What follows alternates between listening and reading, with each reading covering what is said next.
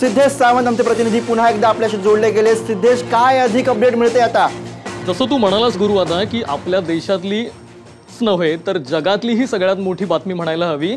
भारतानं पाकिस्तानला मुंहतोड जवाब दिला असं म्हणायला हरकत नाही। एक सगळ्यात सकाळी महत्त्वाची बातमी आली होती ती म्हणजे पाकिस्तानकडनं असा आरोप करण्यात आला होता की भारतानं LOC जी आहे त्याच्यावरती घुसून म्हणजे पाकिस्तानमध्ये घुसून हा हल्ला केला आणि पाकिस्तानची जी आर्मी होती त्याच्यावरती हल्ला करण्यात आला। पण सुब्रमण्यम स्वामींकडनं एक दुसरा मोठा आत्ताच्या अपडेटला येतोय, तो म्हणजे असा की भारतानं जो हल्ला केलाय, जे बॉम्बिंग केलंय ते POK मध्ये केलंय। पाकव्याप्त जो काश्मीर आहे त्याच्यामध्ये हा हल्ला करण्यात आलाय। त्याच्यामुळे कुठल्याही आंतरराष्ट्रीय कायद्याला न मोडता हा हल्ला करण्यात आल्याचं आपण म्हणू शकतो। ही कारवाई करण्यात आल्याची मोठी बातमी आपण म्हणू शकतो। त्याच्यामुळे एक प्रकारे भारतानं ही कारवाई केल्याचा जो दुजोरा आहे तो सुब्रमण्यम स्वामींनी दिलाय। आणि आताच्या घडीची सगळ्यात मोठी बातमी, मिराज विमानांनी पाकिस्तान मधल्या 3 ठिकाणी वायुदलाने ही कारवाई केली आहे। अतिशय 1000 किलो वजनाचा अतिशय शक्तिशाली आणि ताकदवर असा हा हल्ला करण्यात आलाय। त्याच्यामुळे मोठी आताच्या घडीची ही बातमी आणि खूप मोठं जैसे याच्यामधनं नुकसान होणार आहे। पाकला एक प्रकारचा धडा शिकवल्याचं आपण म्हणू शकतो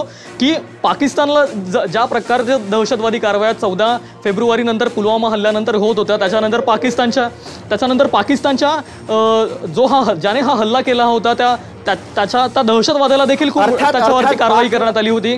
आणि ह्या दहशतवाद्यांच्या कारवाया ज्या होत्या, पाकमधलं जे वातावरण होतं, भारत आणि पाकमधले जे तणावाचे संबंध होते ते ताणले गेले होते, पण तरी देखील काही केल्या सीमेवरची जी परिस्थिती होती ती निवळत नव्हती। तिथे जो तणाव होता तो कायम होता। काल देखील शिर्डीमधला एक जवान गेलाय।